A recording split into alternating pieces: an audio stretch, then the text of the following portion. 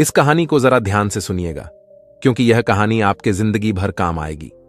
तो चलिए शुरू करते हैं। जो मोह माया में फंस गया, जिसने अपनी बुद्धि का इस्तेमाल नहीं किया, वह व्यक्ति जो समय पर अच्छे कर्म नहीं करता और बुरे कामों में जुट जाता है, वह आने वाले समय में बड़े दुखों का सामना कर सकता है, क्योंकि उसके बुरे कर्म ही उसके दुखों का कारण बनेंगे। इसलिए आप सभी इस संसार की मोह माया अर्थात इच्छा, लालच, क्रोध इत्यादि को ध्यानपूर्वक देखते हुए अपने कर्म करें। इतना कहकर महात्मा बुद्ध ने अपना उपदेश समाप्त किया और वहां से चले गए। महात्मा बुद्ध जब यह उपदेश दे रहे थे तो वहां पर उस नगर का सबसे धनी व्यक्ति वहीं पर मौजूद था, और उस व्यक्ति पर महात्मा बुद्ध की बातों का बहुत गहरा असर पड़ वह सोचने लगा कि अगर सब मोह माया है तो फिर व्यर्थ की मेहनत करना बेकार है। फिर फालतू में क्यों अपने समय को नष्ट किया जाए, जब अंत में कुछ भी नहीं बचने वाला। जब यहां पर कोई अपना नहीं होता तो फिर किसके लिए व्यर्थ की मेहनत की जाए। अब उसका मन अब संसारी जीवन में नहीं लगता था, वह संसारी जीवन से हटने लगा। अब उसे अपना सब कुछ किया हुआ व्यर्थ नजर आने लगा था। देखते ही देखते कुछ ही सालों में उसका सारा व्यापार चौपट होने लगा था। उस धनी व्यापारी के परिवार के सभी सदस्य उसे इस तरह से देखकर बहुत चिंतित रहने लगे थे, और जब भी कोई उससे बात करने की कोशिश करता था तो वह धनी व्यापारी एक ही बात कहता, यह धन दौलत तो सब बेकार की चीजें हैं, यह सब तो मोह माया है, सब बेकार है। पला हम रिश्ते निभाकर क्या करेंगे, यह सब तो मोह है। जीवन तो केवल एक ही है और वह है मुक्ति। अब तो केवल उसी की आस है, उसी की प्यास है। मैं इतना समझ चुका हूं कि अब से जो भी होगा वह सब अच्छा होगा। अब से उसने व्यापार पर भी ध्यान देना बिल्कुल बंद कर दिया था, और देखते ही देखते वह धनी व्यापारी उस नगर का सबसे गरीब व्यक्ति बन चुका था।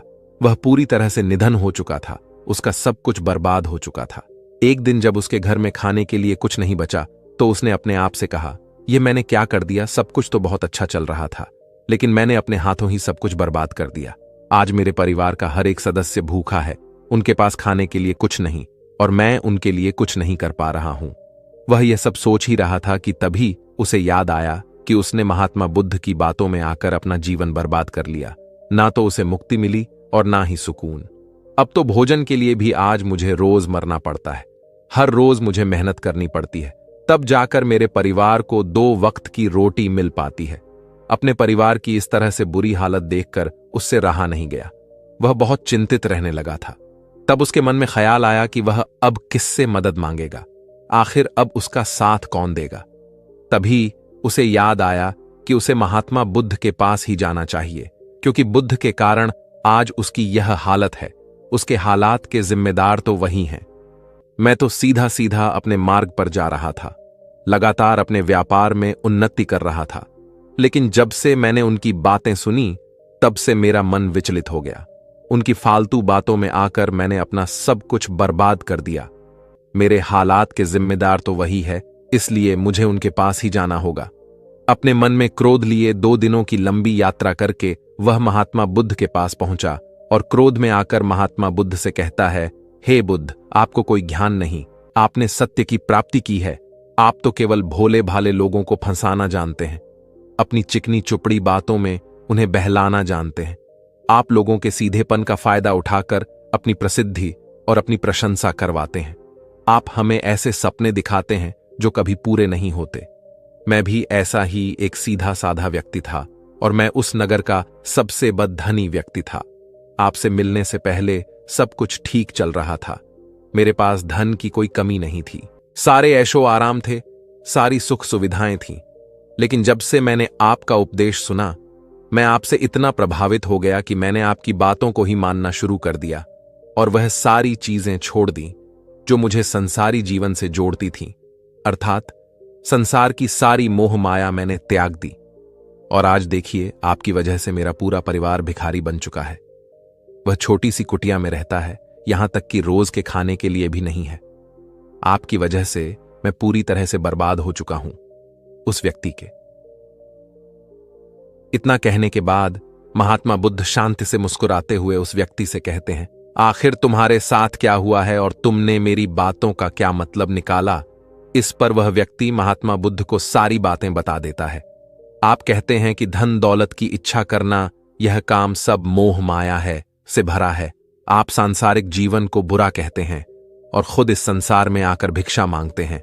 आप आध्यात्मिक जीवन को अच्छा बताते हैं, किंतु मेरा एक प्रश्न है, इस आध्यात्मिक जीवन से हमें क्या मिलता है? इससे हमें क्या लाभ? आपने कहा था कि हमें आध्यात्मिक जीवन से सुख प्राप्त होता है, लेकिन मैंने तो जब से आध्यात्मिक जीवन अपनाया है तब से मुझे केवल दुख ही दुख मिला है। यहां तक कि मेरे पास जो कुछ भी था वह भी सब में खो बैठा हूं। आप लोगों को झूठा सुख दिखाकर उन्हें अंधकार में ढकेल देते हैं। क्या यह वास्तविकता नहीं? इस पर महात्मा बुद्ध मुस्कुराते हुए उस व्यक्ति से कहते हैं, बेटा, तुम बहुत दूर से आए हो, अभी तुम विश्राम करो। रात को आकर मैं तुम्हें तुम्हारे सभी प्रश्नों का जवाब दे दूंगा। पहले तो उस व्यक्ति ने इनकार किया, लेकिन महात्मा बुद्ध के आग्रह पर वह व्यक्ति महात्मा बुद्ध की बात मान गया और आश्रम में जाकर विश्राम करने लगा। रात्रि के बाद महात्मा बुद्ध उस व्यक्ति के पास आए और कहा, बेटा, मैंने एक व्यक्ति की बात सुना। वह कह रहा था कि एक हाथी हवा में उड़ रहा था। उसने तो यह भी देखा कि एक बड़ी मछली अपने पैरों से जमीन पर चल रही थी और एक कुत्ता समुद्र की गहराइयों में सांस ले रहा था। वह व्यक्ति महात्मा बुद्ध की सारी बातें सुनकर महात्मा बुद्ध से कहता है, फिर तथागत उसके आगे क्या हुआ? आखिर आप चुप क्यों हो गए? तभी महात्मा बुद्ध उस व्यक्ति को समझाते हुए कहते हैं, बेटा, क्या तुम्हें लगता है कि ऐसा वास्तव में हो सकता है?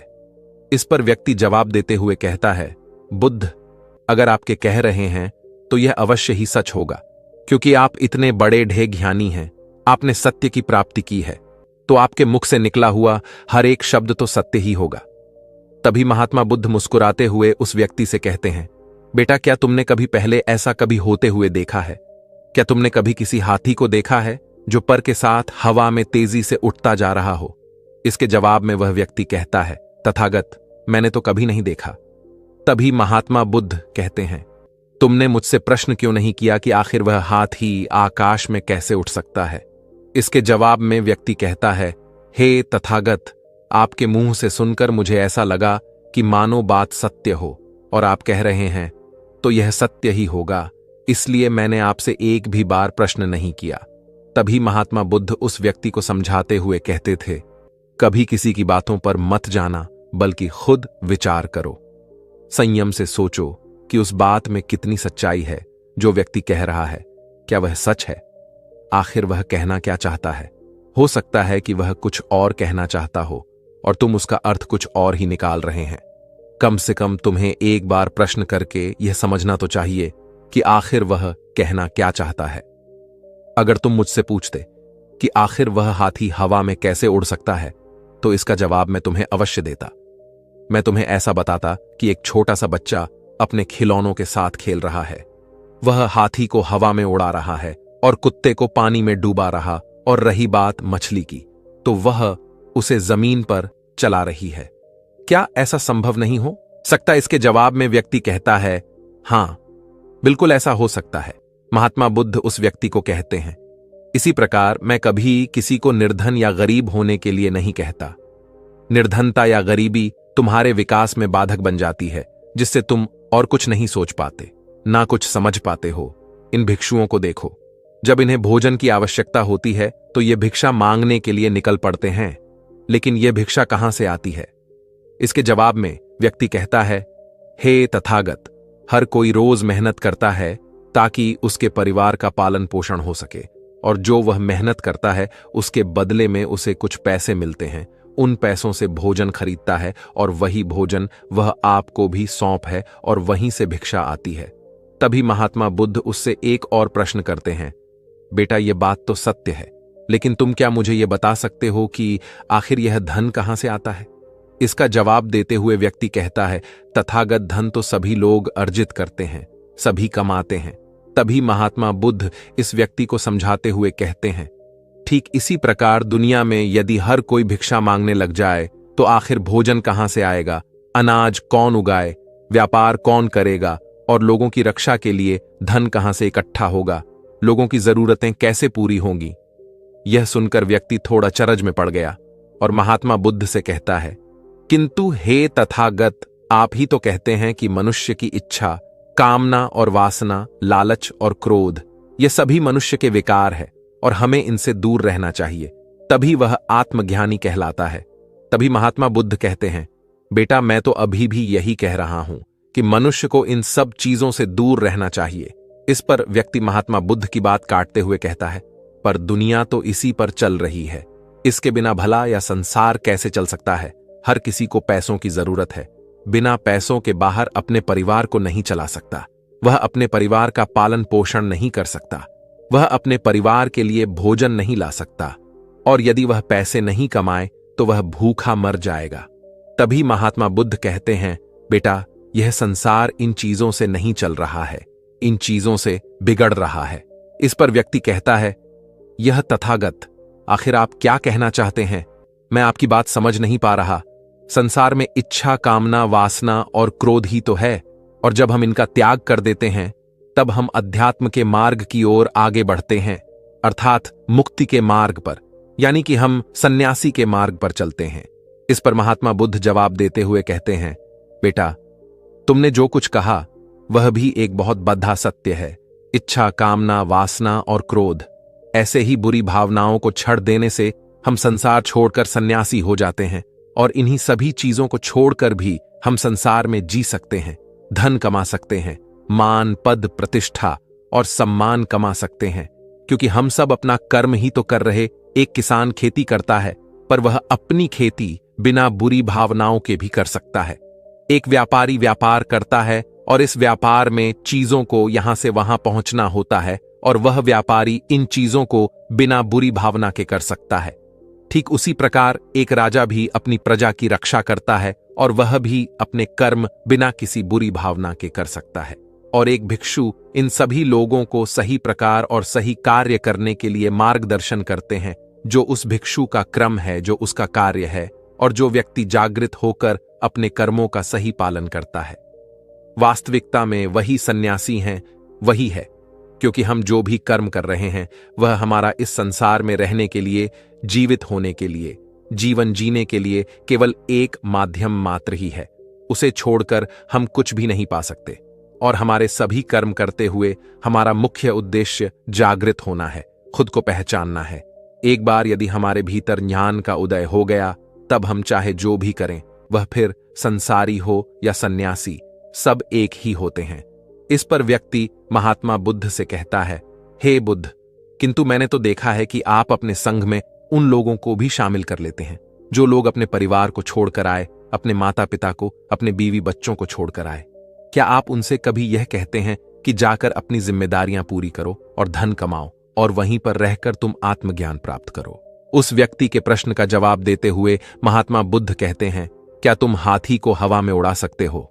इसके जवाब में वह व्यक्ति कहता है, नहीं, मैं नहीं उड़ा सकता। तभी महात्मा बुद्ध कहते हैं, केवल एक बच्चा ही हाथी को हवा में उड़ा सकता है। ठीक उसी प्रकार जिस व्यक्ति को जो बनना है वह तो वह बनकर ही रहेगा। जैसे किसी व्यक्ति को व्यापारी बनना है तो वह व्यापारी बनेगा। ठीक इसी प्रकार यदि किसी व्यक्ति को आत्मज्ञान की प्राप्ति करनी है तो उसे सब कुछ तो त्यागना ही होगा।